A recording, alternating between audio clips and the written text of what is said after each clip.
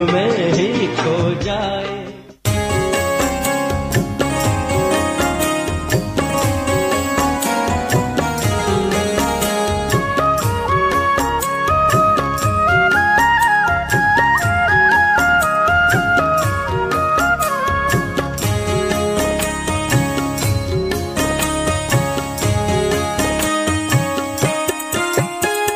शुभ संकल्पों के दीप जलाएं अपने अपने मन में। शुभ संकल्पों के दीप जलाएं अपने अपने मन में। जग उजियारा होगा प्रेम से, सुख ही सुख कण कण में। शुभ संकल्पों के दीप जलाएं।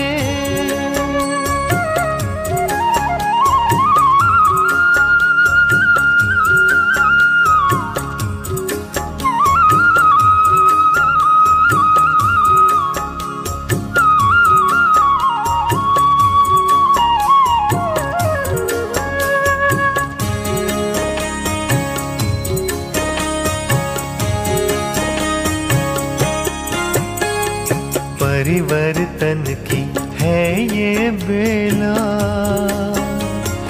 ये जग बदलने वाला। राजयोग का मार्ग यही है, सहज सरल निराला। दिव्यता की बन जाए मूरत, मंदिर से इस तन में। जग उजियारा होगा प्रेम से, सुख ही सुख कण कण में। शुभ संकल्पों के दीप जलाएं।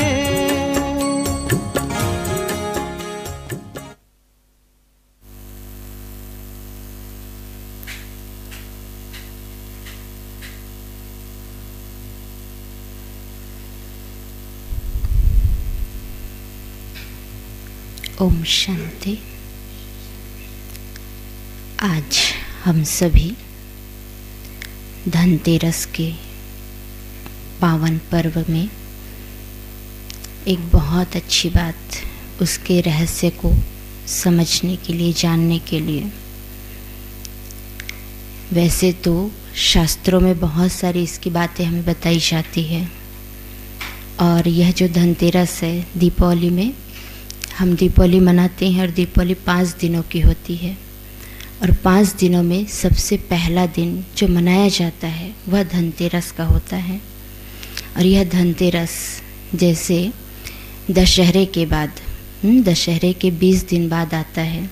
और इस बीच में स्वच्छता, सफाई की ओर ध्यान दिया जाता है कि कैसे हम अपने घरों की सफाई करें।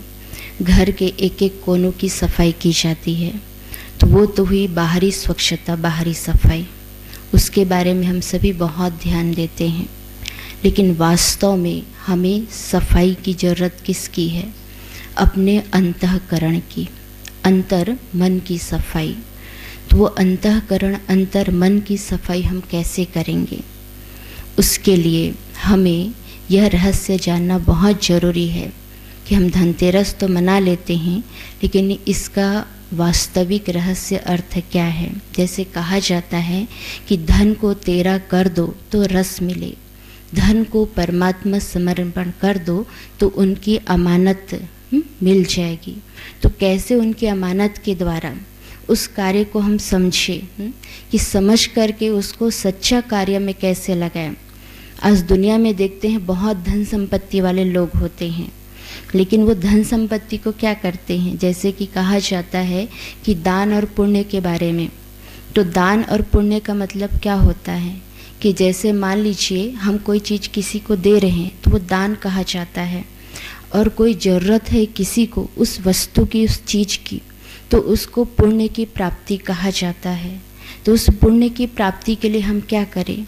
तो यह जो धनतेरस है ये कार्तिक मास में आता है, और कार्तिक मास के कृष्ण पक्ष में त्रयोदशी कहा जाता है, उस दिन मनाया जाता है यहाँ।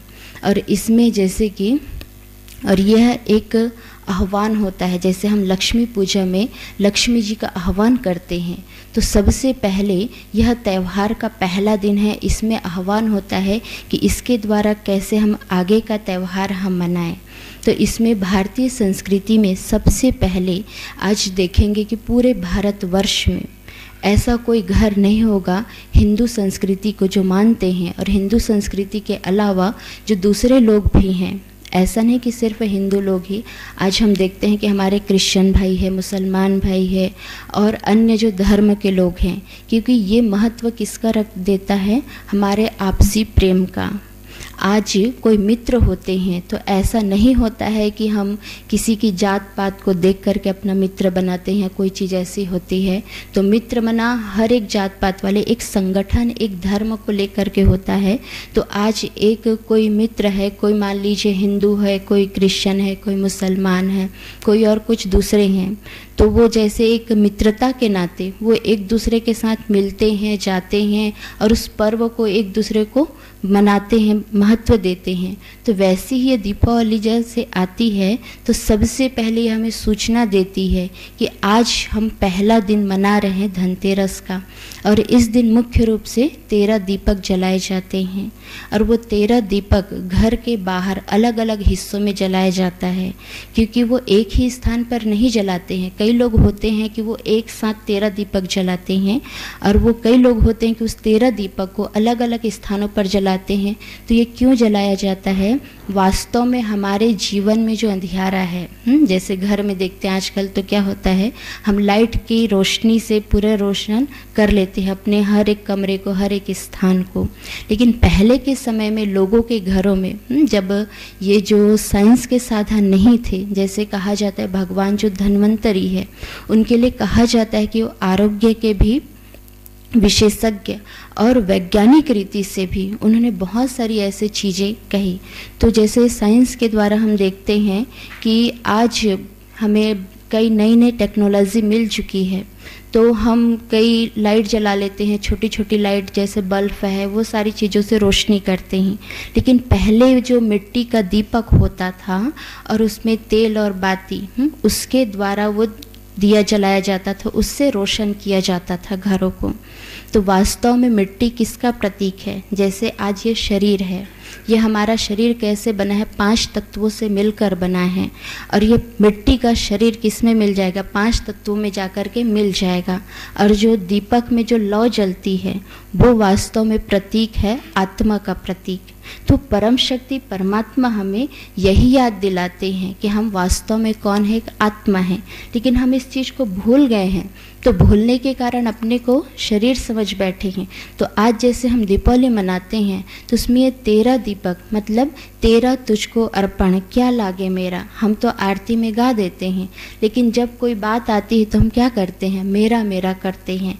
तो धनतेरस की उत्पत्ति के लिए जैसे कहा जाता है कि इस दिन धन्वंतरी देवता का भी जन्मदिन मनाया जाता है, कि यह मुख्य रूप से उनके जन्म दिवस के रूप में मनाया जाता है। और शास्त्रों में एक बात भी आती है राजा बलि का, जैसे राजा बलि असुरों के राजा थे और उनसे कई ऐसे भय के कारण तो देवताओं का जितनी भी उनकी धन संपत्ति थी वो राजा बलि ने ले लिया था। तो कैसे 3 पैर पृथ्वी के माध्यम से और वो पूरा ये सारी चीज़ें वापस कैसे वो देवताओं को मिली, तो इसके बारे में भी शास्त्रों में कई ऐसे कहानियाँ भी आती हैं। तो उसमें एक मुख्य रूप से जो मुझे अभी याद आ रही है उसमें बताया गया है कि एक बार क्या हुआ कि राजा बलि ऐसे यज्ञ कर रहे थे और उनके लिए कहा जाता है कि उनके घर में उनके स्थान पर अगर कोई आता तो उनको वो हमेशा दान देते थे, बिना दान दिए वो नहीं रहते थे। तो उस समय जब वो यज्ञ कर रहे थे तो उसकी यज्ञ की पूर्ति के लिए भगवान विष्णु के लिए बताया जाता है कि वो वामन अवतार लेकर के उनके पास आए। जब वो वामन अवतार लेकर के उनके पास आए तो उस समय जो राजा बलि के जो गुरु थे शुक्राचार्य जी, उनको पहले से पता चल गया था कि भले वो वामन अवतार में है लेकिन उनको पता चल गया था कि विष्णु जी हैं। तो विष्णु जी हैं करके उनको पता चल गया था। तो उन्होंने राजा बलि को कहा कि ये जो कुछ कहेंगे आप इनकी बातों को मत मानिएगा। तो उन्होंने उनकी बात को सुना अपने गुरु की, और उन्होंने जैसे कि कहा कि मुझे भिक्षा चाहिए, दान चाहिए। तो दान के रूप में राजा बलि को उन वामन अवतार में जो थे, उन्होंने जब दान देने का समय होता है तो जैसे जल से एक प्रतिज्ञा ली जाती है, तो जैसे ही राजा बलि वो प्रतिज्ञा लेने के लिए हाथ उठा रहे थे, तो जो शंकराचार्य जी थे, जो कमंडल होता है, कमंडल की उसकी जो टोटी होती है, वहाँ पर जाकर के वो बैठ गए बहुत छोटे रूप में। और उससे क्या होता कि वो पानी वापस बाहर नहीं गिरता। तो जब पानी नहीं गिरता तो वो कैसे प्रतिज्ञा लेते। तो इस चीज़ को जो वामन अवतार थे वो समझ गए, और वो समझने के बाद उन्होंने क्या कि उनके हाथ में एक कुश था, और कुश को उन्होंने उस टोटी में ऐसे डाला कि जो शंकराचार्य जी उसके अंदर बैठे थे, उनकी शुक्राचार्य जी जो बैठे थे उनकी आंखों में छेद हो गया। तो जैसे उनकी एक आंख फूट गई, तो उसके बाद वो बहुत तड़पने के कारण उससे बाहर निकले। जैसे ही वो बाहर निकले, उसके बाद राजा बलि ने प्रतिज्ञा ली, और जैसे प्रतिज्ञा ली उन्होंने 3 प्रतिज्ञा मांगी थी।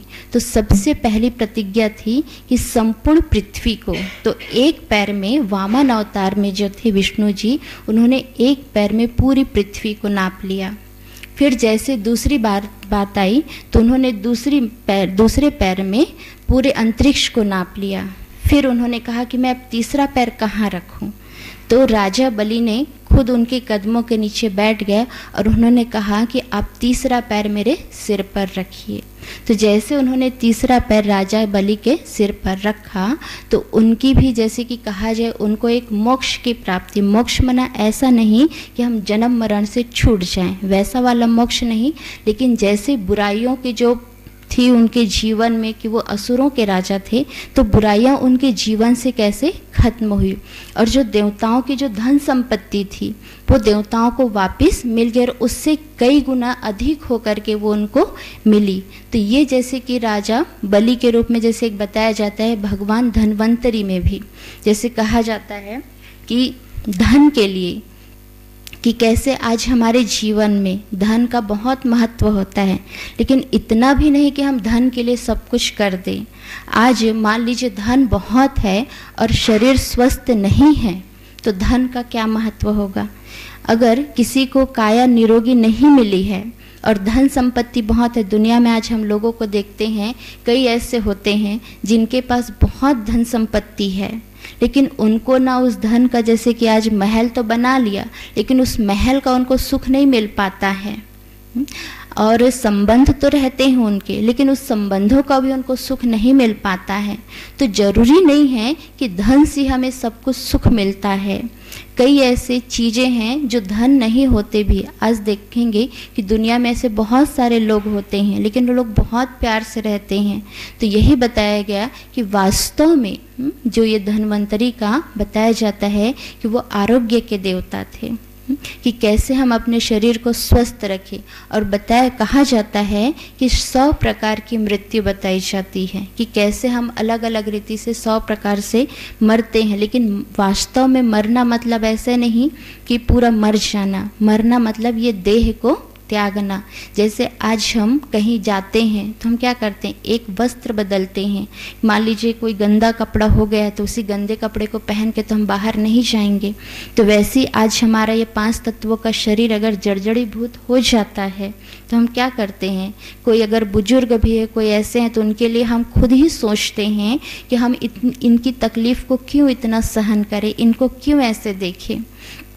तो उनके लिए हम खुद भगवान से प्रार्थना करते। दुनिया में लोग यही करते हैं कि नहीं, ये अपनी इस काया को छोड़ करके एक नई काया लेवे, क्योंकि वो छोटे बच्चे के रूप में आते हैं, और छोटा बच्चा सबको बहुत प्यारा लगता है।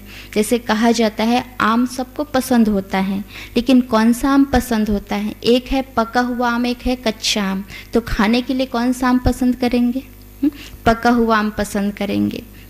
तो वैसे ही आज दुनिया में जैसे बच्चा, छोटा बच्चा है तो उसको सब पसंद करते हैं, क्योंकि वो गोद में उठा सकते हैं, कुछ भी कर सकते हैं, कहीं भी ले जा सकते हैं। लेकिन अगर उसी प्रकार अगर बुजुर्ग हो गए हैं और उनकी खुद शारीरिक शक्ति इतनी नहीं, उनकी क्षमता इतनी है, तो हम उनको क्या कहीं पर ले जाने में हमें भी मुश्किल होगी, और उनके जैसे शरीर में दर्द है तो उनको भी तकलीफ होगी। तो यही है कि आत्मा क्या करती है, एक वस्त्र बदलती है और दूसरे में जाकर के वो प्रवेश करती है। तो ऐसा नहीं कि मृत्यु मना पूरी मृत्यु होती है। और वास्तव में धन का मतलब क्या है, ज्ञान का धन। तो ज्ञान धन हमें वो परमात्मा परम शक्ति शिव बाबा से इस समय हमें मिल रहा है। जैसे आज हम रोज सकारात्मक चिंतन लेते हैं, और सकारात्मक चिंतन के माध्यम से आज दुनिया में जो वर्तमान समय चल रहा है, जैसे अभी कितने समय से जो लॉकडाउन चल रहा है, मार्च से पूरा लॉकडाउन लगा हुआ है, और ये पूरा कोरोना काल कहला रहा है। और इस कोरोना काल में लोग आज क्या हो गए हैं, जितने भी त्यौहार इस समय आए उसमें वो लोग बहुत खुशी से जैसे पहले त्यौहार मनाते थे उस रीति से ऐसा त्यौहार अभी नहीं मना पा रहे हैं। तो उसके लिए लग रहा है कि हम ये त्यौहार कैसे मनाएं। तो इसमें भी आज मान लीजिए जैसे आज के दिन सब लोग बहुत चीज़ें खरीदारी करते हैं। कहा जाता है कि धनतेरस के दिन अगर नई वस्तु खरीदी जाती है तो उसमें बहुत महत्व होता है। जैसे कोई सोना खरीदता, चांदी खरीदता, अपने अपने सामर्थ्य के अनुसार वो लोग खरीदते हैं। तो सामर्थ्य अपनी है, खरीद सकते हैं, लेकिन इस वर्तमान समय में किसको किस चीज़ की ज़रूरत है उस चीज़ को देख करके समझ करके आज कोई बहुत सक्षम है, उनके पास हर चीज़ है, लेकिन कईयों के पास क्या होता है, बहुत सारी चीज़ होती है लेकिन वही चीज़ें वापस डबल डबल लिया जाता है, उपयोग भले ना हो। तो इस वर्तमान समय को देखकर समझकर जिन लोगों को आज भोजन नहीं मिल पा रहा है, उनके लिए कपड़े नहीं हो पा रहे हैं, उनको अगर ये चीज़ दे तो ये सबसे बड़ा लेन देन होगा, ये सबसे बड़ा प्यार होगा। अगर ये हम अपने जीवन में करते हैं तो ये सारी चीज़ें होती है। और कहा जाता है कि जैसे आरोग्य में सेहत, आयु और तेज, ये सारी चीज़ें कैसे प्राप्त होती है। तो सेहत तो सभी चाहते हैं कि हमारा स्वास्थ्य ठीक रहे, हम निरोगी रहें। कोई चाहता होगा कि हम रोगी रहें, पीड़ित रहें या दुखी रहें? कोई नहीं चाहता है। सभी यही चाहते हैं कि हम स्वस्थ रहें। तो स्वस्थ के लिए क्या चाहिए? उस परम शक्ति परमात्मा को याद करना। जितना हम उस परम शक्ति परमात्मा को याद करते हैं उतने हमारी आत्मा में वो ऊर्जा, वो बल भरती जाती है और वो शक्ति मिलती जाती है और तेज आते जाता है। जैसे हम देखते देवी देवताओं के चेहरे में कितना तेज होता है, कितना चमक होती है। तो वो चमक कैसे आती है? वो परम शक्ति परमात्मा को याद जब हम इस वर्तमान समय में करते हैं, और वर्तमान समय अभी चल रहा है पुरुषोत्तम संगम युग। जैसे आज हम घड़ी देखते हैं तो घड़ी में जैसे अभी समय वो चलते जाता है और रात्रि 12 बजे के बाद क्या कहते हैं, अरे दूसरा प्रहर लग गया, सुबह हो गई। तो उस समय जैसे अभी के समय में लोग 12 बजे के बाद सोते हैं और हम कहते हैं कि सुबह हो गई, और वही जब दिन होता है तो दिन के समय में फिर दोपहर में जब 12 बजती है तो उस समय क्या कहते हैं, अभी तक तो गुड मॉर्निंग चलता था और 12 बजे के 12:01 हुआ तो क्या कहलाता है, गुड आफ्टरनून कहलाता है। और वो गुड आफ्टरनून क्यों कहलाता है? तो वास्तव में वो परम शक्ति परमात्मा इस समय आ करके जो सुबह का 12 बजता है उस समय कैसे ब्रह्म मुहूर्त के समय आ करके सभी मनुष्य आत्माओं को, वो अज्ञान निद्रा में सोए हुए हैं, उन सभी को कैसे ज्ञान की रोशनी दे रहे हैं। लेकिन हम क्या कह देते हैं कि बस ये दिन रात के 12 बजे को ही समझते हैं। और जैसे कि कहा जाता है कि जो अमृत कलश है, वो अमृत कलश कैसे निकला? भगवान धन्वंतरी के द्वारा। और वो भगवान धन्वंतरी कहाँ से निकले? जब समुद्र मंथन हुआ। तो सागर मंथन किनके बीच हुआ? असुरों और देवताओं के बीच में वो सागर मंथन हुआ। और वो सागर मंथन हुआ तो उसमें से, और जैसे समुद्र मंथन में 14 रत्न बताए जाते हैं कि उसमें से 14 रत्न निकले, लेकिन वो 14 रत्नों में से वो 13वां रत्न और वो भगवान धन्वंतरी वो अमृत कलश लेकर के उस समुद्र मंथन से बाहर निकले। और वो अमृत कलश जो था, वो कलश जो पात्र था वो सोने का था। और इसमें सोने का बहुत महत्व बताया जाता है। लेकिन सोना मतलब क्या?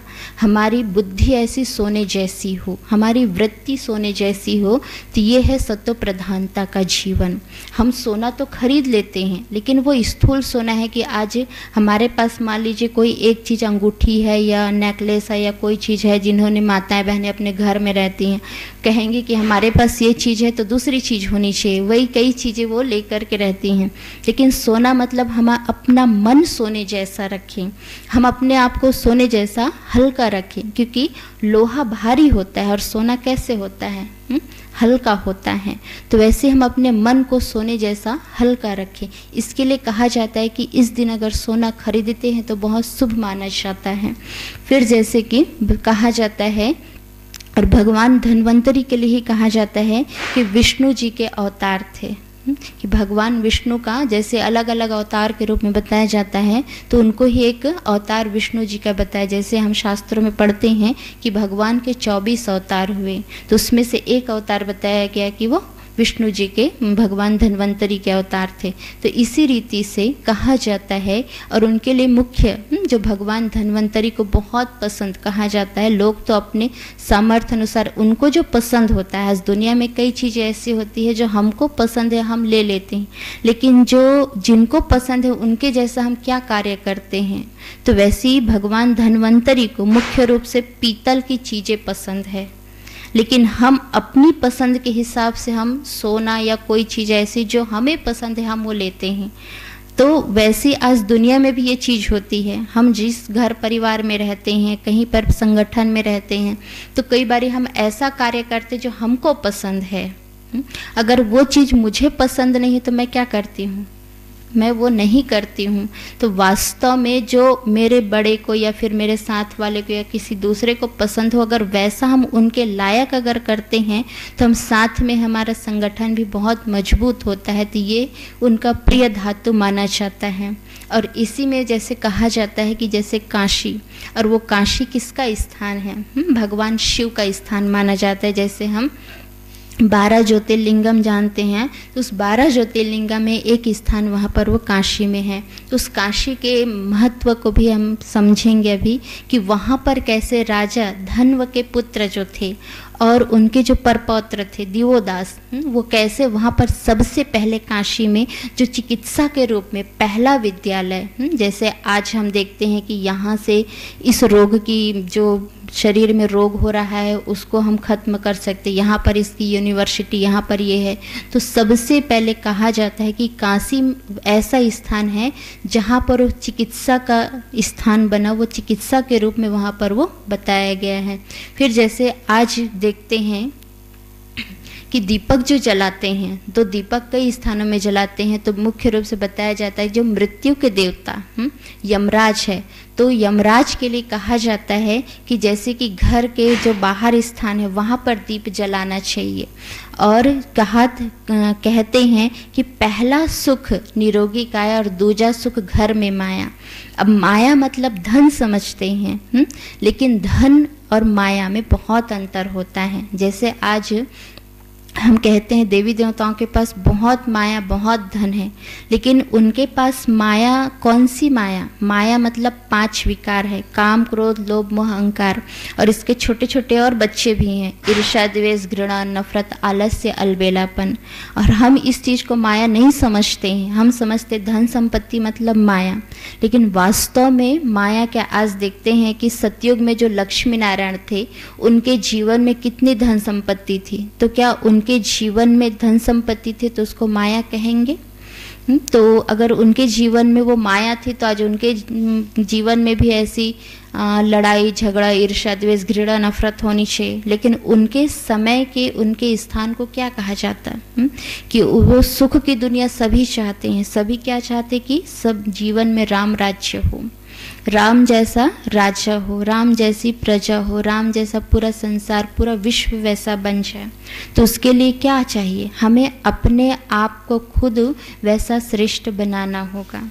फिर एक और छोटी सी बात आती है, जैसे आज हम कहते हैं धन के लिए धन्वंतरी तो कह दिया, आरोग्य के लिए कह दिया। जैसे धन्वंतरी नाम आता है तो हम समझते कि वो धन के देवता, लेकिन वास्तव में कौन है? वो आरोग्य के देवता, मतलब हम अपने शरीर को स्वस्थ कैसे रखें उसके वो देवता हैं। और कुबेर के लिए कहा जाता है कि कुबेर का खजाना ऐसा भरपूर रहे, तो कुबेर के खजाने में जब भरपूरता होती है तो पूरी सुख सुविधाएं मिलती हैं। लेकिन उसका भी एक छोटा सा रहस्य है। जैसे कुबेर कौन था? तो बताया जाता है कि कुबेर वास्तव में चोरी करते थे। जैसे आज हम किसी को कहते हैं ना कि ये चोर है, तो वास्तव में चोरी करते थे। तो एक बार क्या हुआ, वो शिव जी के मंदिर में गए थे चोरी करने, और वहाँ पर बहुत अच्छी सुंदर सी एक चीज़ थी, उसको वो चोरी करने गए थे, लेकिन वो अंधेरा था वो स्थान। अब अंधेरा था, वहाँ पर वो दीपक जलाने लगे। जब वो दीपक जलाने लगे, जितनी बार वो दीपक जलाते थे उतनी बार वो दिया बुझ जाता था। जितनी बार उन्होंने बहुत बार वो प्रयास किया दिया जलाने के लिए, लेकिन जितनी बार प्रयास किया वो दिया बुझ जाता था। और शिव जी को क्या कहते हैं? भोला भंडारी, भोलानाथ कहते हैं। तो शिव जी उसमें प्रसन्न हो गए, खुश हो गए, और खुश होकर के उनके सामने वो प्रकट हो गए। उन्होंने कहा कि तुम इतनी मेहनत करके ये दिया जला रहे हो, फिर भी ये दिया नहीं जल रहा है, तो मैं तुमसे बहुत प्रसन्न हूँ, मांगो तुम क्या मांगना चाहते हो। तो उनका नाम तो कुबेर ही था, और उसके बाद उनको इतनी मतलब धन संपत्ति दे दी कि उसके जीवन में कभी भी उस धन संपत्ति की कमी नहीं हुई। तो आज वास्तव में किसकी बात है? हम आत्माओं की बात है। आज हम आत्माएं क्या हो गए हैं? मना हमारी आत्मा की ज्योति बुझ गई है। बार बार हम अपनी आत्मा की ज्योति जगाते हैं, फिर बुझ जाती है। लेकिन वो शिव परमात्मा कैसा है? वो भोलानाथ है। हमारी कई गलतियों को भी वो क्षमा कर देता, माफ़ कर देता है। फिर वो कहता कि नहीं, तुम ऐसा पुरुषार्थ करो, तुम ये प्राप्ति कर सकते, तुम ऐसा पुरुषार्थ करो। तो यही है कि कैसे हम उस चीज़ को माने। और इसके लिए कुबेर के लिए जो दीपक जलाया जाता है वो पूजा स्थल पर जलाया जाता है, क्योंकि वो धन के देवता माने जाते हैं। और यमराज के लिए जो दीपक जलाते हैं मुख्य द्वार में जलाया जाता है, क्योंकि यमराज कहाँ से आता है? दरवाजे से आता है। इसलिए कहते हैं ना, आज हम शरीर छोड़ते हैं तो उसी दरवाजे से हम बाहर जाते हैं, तो वहाँ पर वो दिया जलाया जाता है। इसलिए कहते हैं कि दीप जले तो रोशन आपका जहान हो, पूरा आपका हर एक अरमान हो, माँ लक्ष्मी जी की कृपा बनी रहे आप पर। इस धनतेरस पर आप बहुत बहुत धनवान हो। जितनी भी आत्माएं इस धनतेरस पर अपने आप को धन संपत्ति से भरपूर करते जाए। धन को तेरा कर दो तो रस मिल जाएगा, लेकिन कौन से धन को तेरा करना है? अपने अंदर उस रस को लाने के लिए अपने मन को हल्का करना है। अपने मन को जब हम हल्का करते जाएंगे तो वो रस अंदर बैठते जाएगा, भरते जाएगा। वो परमात्मा की ये सारी चीज़ें अमानत है, लेकिन हम अपना समझ करके बैठ गए हैं और हम उसको छोड़ नहीं सकते। इसलिए कहते हैं छोड़ो तो छूटो। जब छोड़ते जाएंगे तो छूटते जाएंगे। इसके लिए भी एक कहानी आती है कि जैसे बताया जाता है कि एक व्यक्ति था और वो क्या करता था कि वो लकड़ी, जैसे एक झाड़ था तो झाड़ को काट रहा था, तो उसी डंगाली वो काट रहा था कि जिस डंगाली में वो अपने पैर को रखा था। तो जैसे उसने उस डंगाली को काटा तो क्या हुआ, वो भी गिर गया। तो उसने कहा कि अरे मैं तो इसमें बैठा था, तो हमने क्या किया, उस चीज़ को छोड़ दिया। तो आज हम कई चीज़ें अपने पास में पकड़े पकड़े रहते हैं और उसको छोड़ते नहीं, और क्या कहते कि छूटता ही नहीं है, छूटता ही नहीं है। तो छोड़ने के लिए किसको मेहनत करनी पड़ेगी? हमको स्वयं को मेहनत करनी पड़ेगी, हमें स्वयं ये चीज़ करनी पड़ेगी। तो ये सारी चीज़ें होती है कि कैसे आज उस परम शक्ति परमात्मा के साथ, धनवंतरी तो है ही जीवन में, वो धन तो आएगा ही, धनतेरस तो सभी मनाएंगे, लेकिन साथ ही आज उस परम शक्ति परमात्मा को हम बहुत प्यार से याद करें, क्योंकि सृष्टि की स्थापना वो परम पिता परमात्मा शिव पिता के द्वारा हुई, और वो स्थापना का कार्य अभी वर्तमान पुनः संगम युग में ये चल रहा है। और इस पुरुषोत्तम संगम युग को जानकर समझ करके अगर अपना जीवन श्रेष्ठ बनाते हैं तो आगे के लिए हमें वैसे धन के लिए, जैसे आज इस समय पूजा की जाती है, कि 5 दिनों के लिए जो दिवाली मनाई जाती है, ये 5 दिनों की जो दीपमाला होती है कि साफ सफाई करो, ये करो, सिर्फ इस पुरुषोत्तम संगम युग में अगर स्वयं की सफाई कर ली और स्वयं को ठीक रख लिया, अपनी आत्मा को स्वस्थ बना लिया, तो पूरे कल्प में, पूरे एक जन्म तो क्या 84 जन्म कभी भी कोई चीज़ के लिए मेहनत नहीं करनी पड़ेगी। सिर्फ एक जन्म ही इस चीज़ के लिए मेहनत